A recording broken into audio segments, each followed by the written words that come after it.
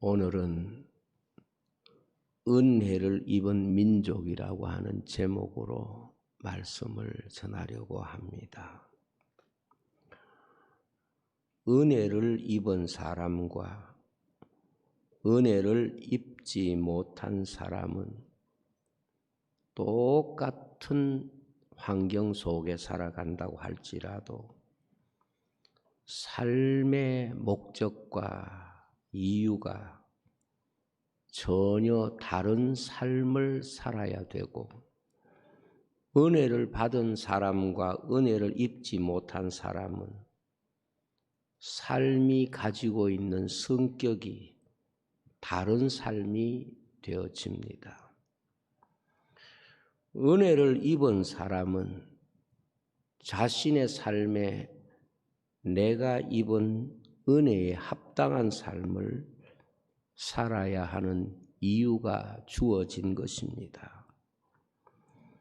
은혜를 입고 난 뒤에 그 삶이 은혜를 해석하지 못한다면 그는 받은 은혜를 잃어버린 것과 같은 삶을 사는 것입니다.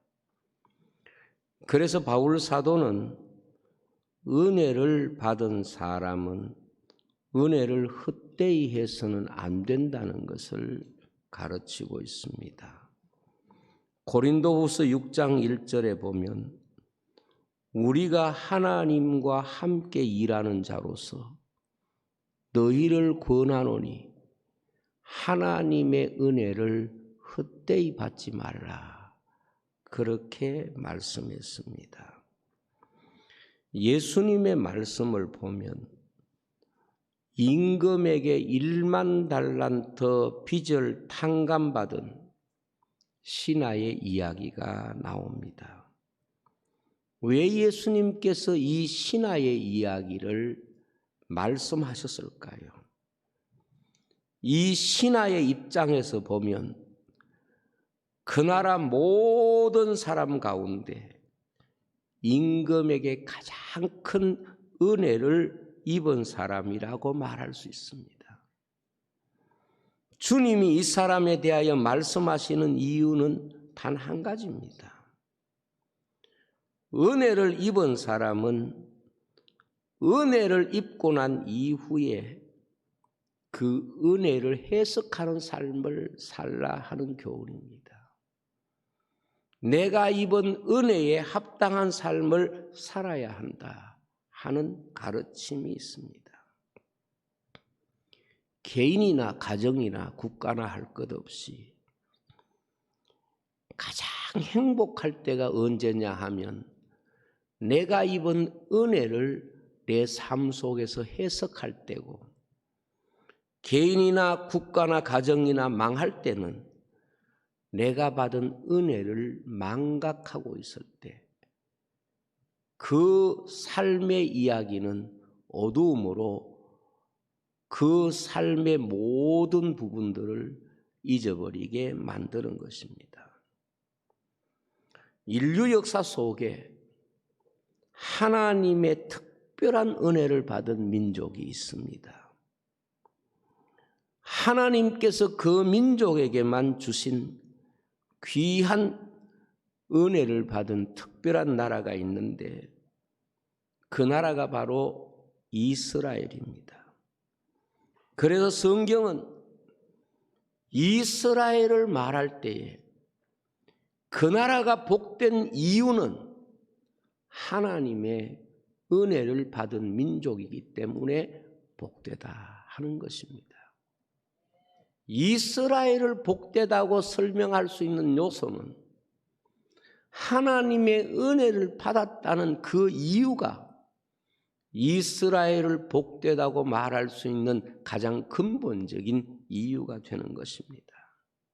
그렇다고 하면 이스라엘이 하나님의 은혜를 받은 내용이 무엇인가? 그것을 오늘 말씀을 통하여 우리에게 가르쳐 줍니다. 첫째는 구원의 은혜입니다. 구원의 은혜. 오늘 말씀 78편 51절 52절에 보면 애굽에서 모든 장자 곧 함의 장막에 있는 그들의 기력에 처음 것은 치셨으나 그가 자기 백성은 양같이 인도하여 내시고 광야에서 양떼같이 지도하셨도다 그랬습니다. 여기 51절에 나오는 애굽은 바로 함의 장막이라고 말씀했고 그 속에서 430년을 종으로 살았습니다. 그런데 52절에 하나님이 자기 백성을 양같이 인도하여 내셨다고 말씀하고 있습니다. 이스라엘 백성들이 하나님께 받은 은혜가 참 많지만은 이스라엘 백성이 하나님께 받은 은혜 가운데 가장 근본적인 은혜는 하나님이 그 민족을 구원하신 은혜입니다. 성경은 이스라엘이 하나님의 은혜를 잊지 않았다는 가장 중요한 증거를 애굽에서 그들을 인도하신 하나님의 은혜를 기억하고 있느냐, 그 은혜를 잊어버리고 있느냐, 그것이 이스라엘이 하나님의 은혜를 기억하는 중요한 주제였습니다. 이 구원의 은혜는 언제나 이스라엘이 이 역사 속에 존재하는 한 그들이 하나님을 기억하고 있다는 가장 중요한 증거였습니다. 신명기 33장 29절에 보면 이스라엘이여 너는 행복한 사람이로다. 왜 행복한 사람입니까? 여호와의 구원을 너같이 얻은 백성이 누구냐? 그렇게 말씀하면서 그는 너를 돕는 방패시고 내 영광의 칼이시고 내 대적이 내게 복종하리니 내가 그들의 높은 곳을 밟으리로다고 말씀하고 있습니다. 여러분, 출애굽 이야기는 이스라엘 역사 속에 지극히 짧은 순간에 이루어진 사건입니다. 그러나 우리가 구약 성경에서 계속해서 애굽에서 구원하신 하나님의 은혜에 대하여 이스라엘에게 가르치고 이스라엘이 그 은혜를 찬송하고 노래하고 있는 이유가 무엇입니까? 그들이 하나님 앞에 받은 은혜 가운데 가장 큰 은혜가 바로 그들을 구원하신 은혜라는 것을 알 수가 있습니다.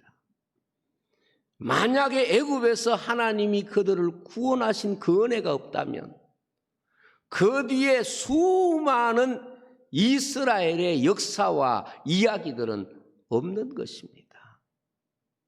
개인이나 가정이나 국가나 할 것 없이 구원받은 그 은혜, 그것이 우리가 하나님 앞에 받은 은혜 가운데 가장 근본적인 것입니다. 그 은혜가 없으면 다른 은혜는 없는 것과 같습니다. 우리가 입은 모든 은혜는 하나님이 우리를 구원하신 그 은혜 속에서 해석되고 그 은혜 속에서 소유되는 것임을 우리에게 말씀하고 있습니다. 그리고 세계 역사 속에 이 지구촌의 많은 나라 가운데 하나님의 구원의 은혜를 받은 나라 가운데 저는 대한민국이 아주 특별한 민족이라고 믿습니다. 왜냐하면 이 대한민국이 하나님이 구원하신 그 은혜를 누리지 못했다고 하면 이 나라가 가지고 있는 대부분의 역사는 분명히 없는 역사라고 볼 수 있습니다. 우리가 지금 누리고 있는 모든 은혜는 하나님이 이 나라를 구원하신 그 은혜 아래 주어진 또 다른 축복이라고 볼 수가 있습니다. 왜 우리가 그것을 아느냐 하면 한반도의 같은 땅 위에 같은 언어와 민족으로 있는 저 북한을 보면 그 구원의 은혜를 누리지 못하고 있기 때문에 그들은 동일한 역사 속에 있지만 구원의 은혜를 누리지 못하고 있는 저 상황은 우리가 가지고 있는 어떤 삶도 그들이 공유할 수 없는, 아직도 종노릇하고 있는 모습을 우리는 늘 날마다 보고 있기 때문에 그렇습니다.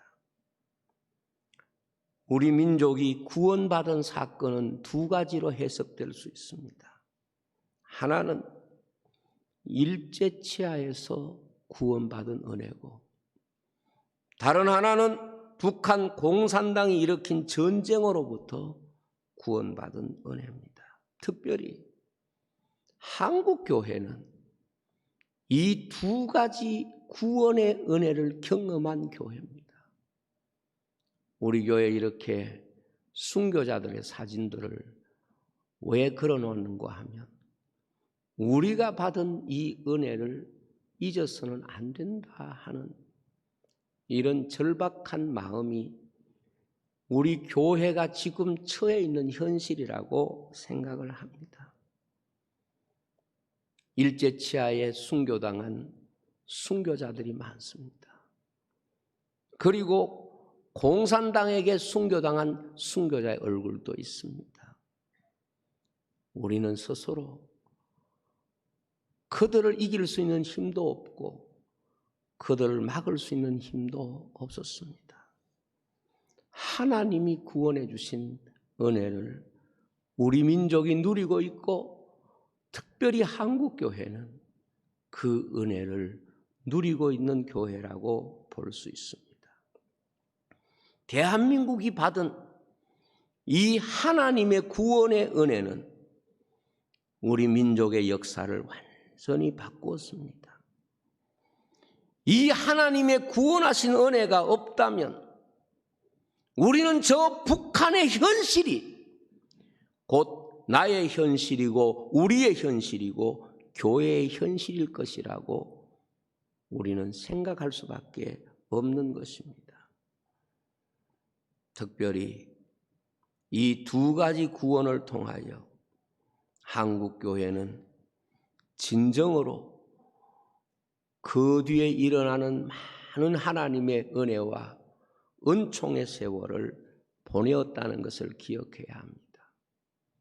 그래서 이스라엘 백성들은 그 잠시의 시간을 매년간 가장 큰 절기로 하나님의 구원의 은혜를 기억하도록 절기를 주었던 것이 바로 6월절이고, 이것은 하나님이 그들을 구원하신 은혜를 그들이 한 해도 잊어버리고 지내서는 안 된다고 하는 하나님이 이스라엘 민족에게 구원을 주시고 요구하시는 귀한 이스라엘 백성의 신앙의 고백인 것입니다.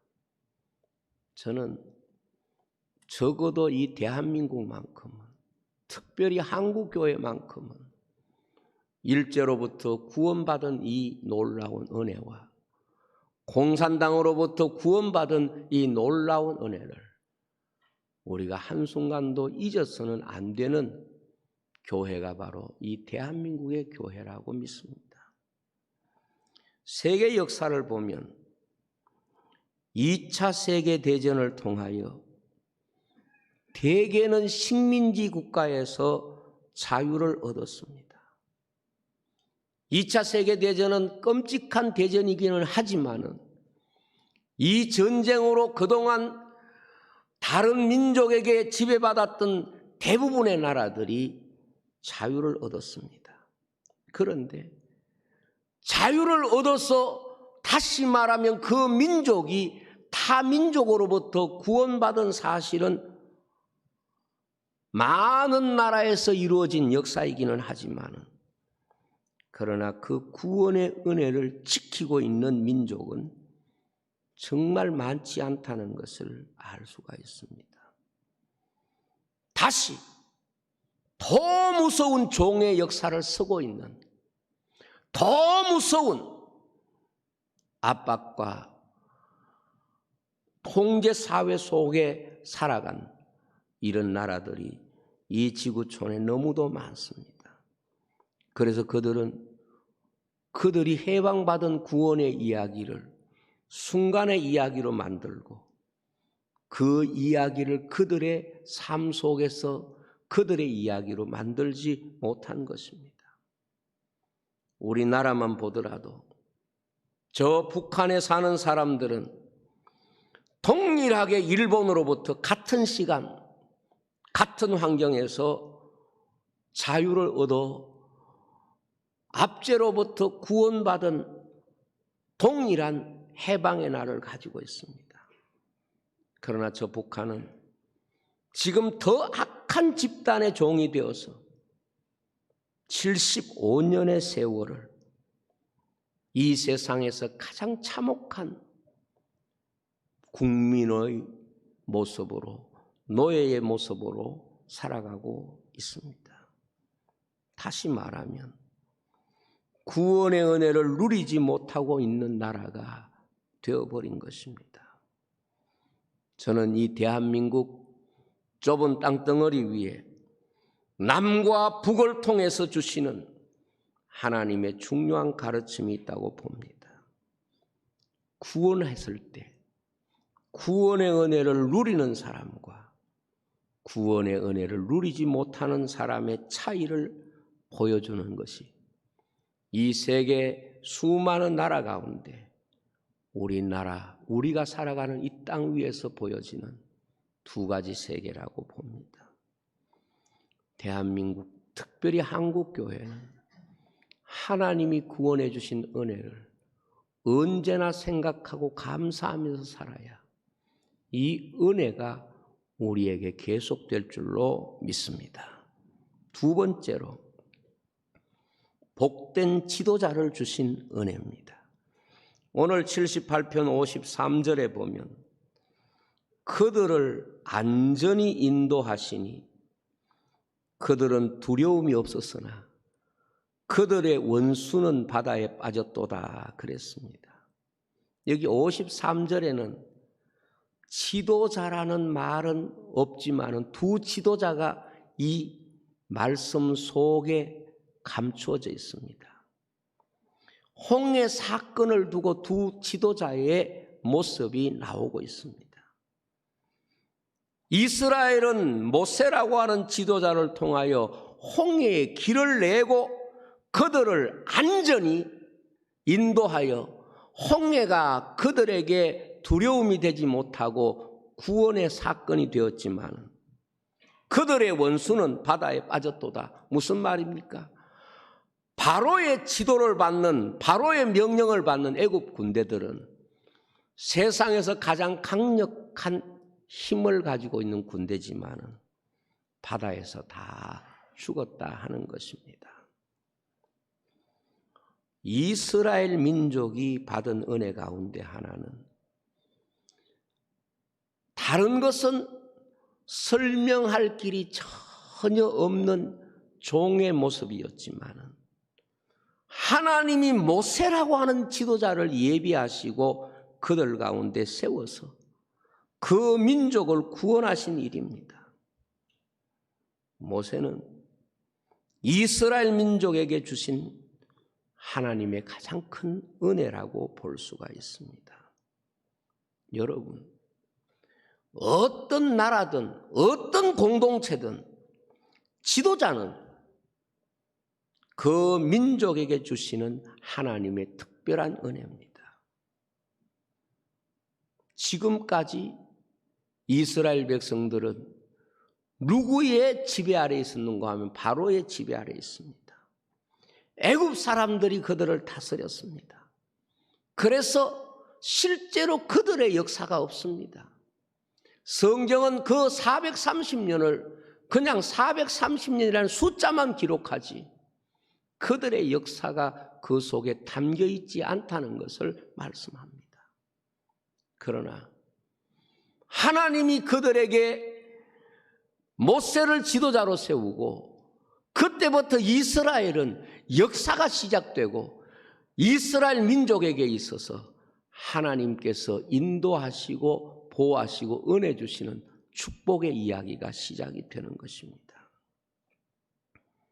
이스라엘 민족이 지금까지는 바로가 그들을 다스렸지만 이제 하나님이 놀라운 지도자를 그들에게 보내심으로 하나님이 통치하시는 놀라운 나라가 되게 한 겁니다. 여러분, 2차 세계대전이 끝나고 거의 모든 이 아시아의 많은 나라들이 과거와는 전혀 다른 환경에 들어갔습니다. 과거에는 어지간한 나라가 다 식민 지배를 받았고 그리고 강대국의 지도자와 그들의 법률의 지배를 받았습니다. 그런데 2차 세계대전이 끝나고 각 나라마다 자유가 주어졌을 때 나라마다 그들 가운데 지도자를 세우는 놀라운 새로운 역사들이 시작이 됩니다.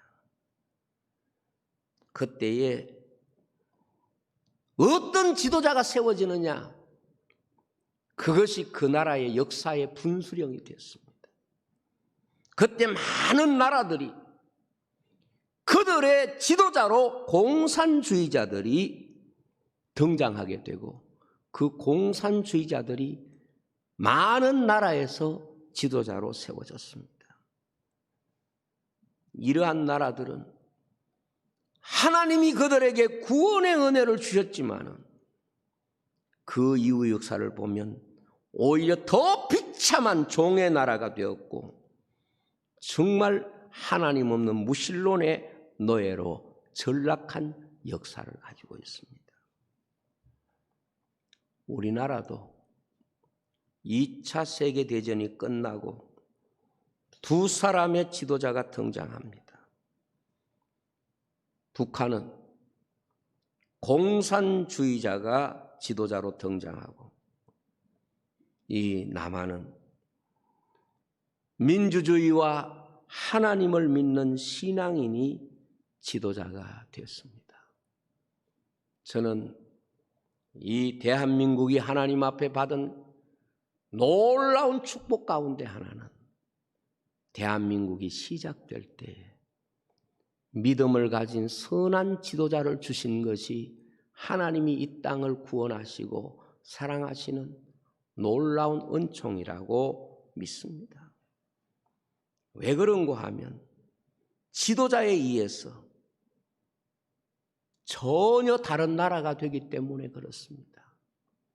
우리나라만 보더라도 당시의 경제력이라든가 모든 것이 비슷했습니다. 같은 언어를 쓰고 같은 땅덩어리 위에서 같은 삶의 문화를 가지고 있습니다. 똑같은 날에 자유를 얻었습니다. 그런데 지도자에 따라서 전혀 다른 나라가 된 것입니다. 완전히 다른 나라가 되고 거의 이 세상에서 가장 버려진 나라와 또 하나님 앞에 복받은 나라로 나누어지는 이런 속에 우리가 살고 있는 것입니다. 하나님이 나라든지 교회든지 가정이든지 하나님이 주시는 은혜 가운데 가장 소중한 것은 지도자의 은혜입니다. 이스라엘 받은 은혜 가운데 가장 소중한 은혜는 모세와 같은 지도자를 세워서 그 민족을 애굽에서 구원하여 모세를 통하여 하나님의 말씀을 주시고 모세를 통하여 성전을 주시고 모세를 통하여 이스라엘 인도하여 가나안 땅에 이르게 하시는 놀라운 역사를 보여준 겁니다. 어찌 보면 이스라엘이 광야 40년을 보내면서 모세와 같은 지도자가 없었다고 하면 이스라엘 역사는 전혀 성립될 수 없었던 역사일 것입니다. 그러나 이스라엘에도 악한 지도자들이 등장하는 때가 많이 있었습니다. 예를 들면 모세가 시내산에서 하나님 앞에서 말씀을 받고 있는 그 시간에 산 아래에서 하나님이 세우신 모세는 사라졌다. 죽었을 것이다. 이제 우리는 그 사람의 지도를 받을 필요가 없다. 이렇게 하나님이 세우신 지도자를 배척하고 고라와 다단처럼 악한 지도자가 백성을 선동하고 검송아지 만들고 춤추면서 하나님의 은혜와 하나님 주신 말씀을 배반하게 되는 사건이 있었습니다. 그래서 하나님이 그들에게 주신 말씀이 깨어졌습니다. 하나님이 그 백성을 보시고 모세에게 이렇게 말씀합니다. 이 백성이 부패하였도다. 그랬습니다. 이 백성 버릴까? 너와 너의 후손들을 데리고 가나안 땅에 들어가고 이 백성들을 내가 다 버리겠다. 그렇게 말씀할 때 모세는 하나님 앞에 이렇게 기도합니다. 하나님, 차라리 나를 버리세요. 그리고 이 백성을 용서해 주옵소서. 그래서 하나님이 모세 같은 지도자의 기도 때문에 이스라엘 백성의 역사가 다시 회복이 된 것입니다. 저는 지금 대한민국이 시내산 밑에 있는 이스라엘의 모습과 같다는 생각이 듭니다. 이 민족을 이끌어왔던 선한 지도자들이 백성들에게 잊혀지고 고라와 다단처럼 반역의 무리가 이 백성을 선동하고 검송아지 만들고 새로운 지도자 세워서 애굽으로 우리가 다시 돌아가자. 이런 분위기가 지금 이 백성들의 마음을 도적질하고 있습니다. 그리고 하나님 주시는 말씀을 스스로 파괴하고 하나님 앞에 부패한 모습으로 우리에게 주신 자유가 하나님의 말씀을 대적하는 일로, 하나님의 교회를 대적하는 일로 사용되고 있는 현실 앞에 우리가 있습니다.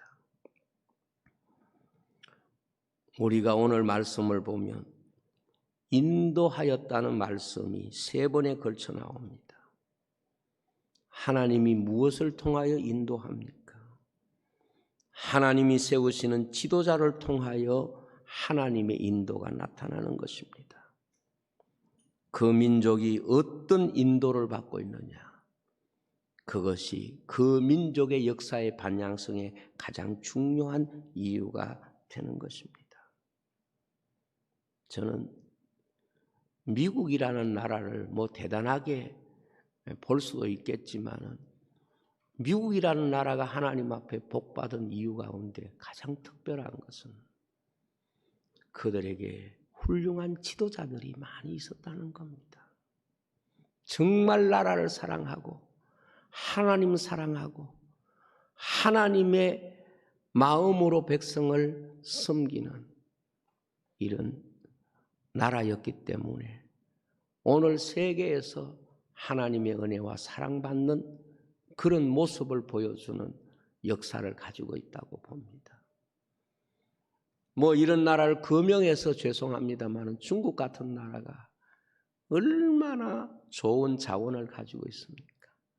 최고의 자원인 인구도 많고 땅도 넓고 그리고 역사도 깊습니다. 그러나 몇몇 악한 지도자들 때문에 그 나라가 온 역사를 노예로 만들고 있고 그리고 노예로 만들기 위해서 지금도 얼마나 고심하고 있는가를 우리는 잘 알고 있습니다. 여러분, 우리는 한국교회가 하나님 앞에 깊이 기도해야 합니다. 무엇인가 하면 선한 지도자들이 하나님의 구원을 나타내고 하나님이 귀히 여기는 이런 리더십이 세워질 수 있도록 기도해야 합니다. 세 번째로는 하나님을 증거하는 은혜입니다. 이스라엘 백성이 하나님 앞에 받은 은혜는 그들이 하나님을 증거하는 민족으로서의 하나님께서 그들에게 주신 은혜입니다. 이스라엘 백성은 정말 형편없는 민족이에요. 하나님이 이스라엘을 들어서신 것은 그들이 훌륭하거나 대단해서가 아니라 하나님이 그 민족을 통하여 세계 열방 가운데 하나님을 증거하기 위해서입니다. 신명기 7장 7절에 보면 여호와께서 너희를 기뻐하시고 너희를 택하심은 너희가 다른 민족보다 수요가 많기 때문이 아니니라.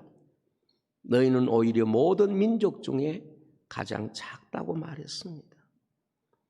하나님이 왜 작은 민족인 볼 것 없는 민족인 이스라엘을 선택했느냐?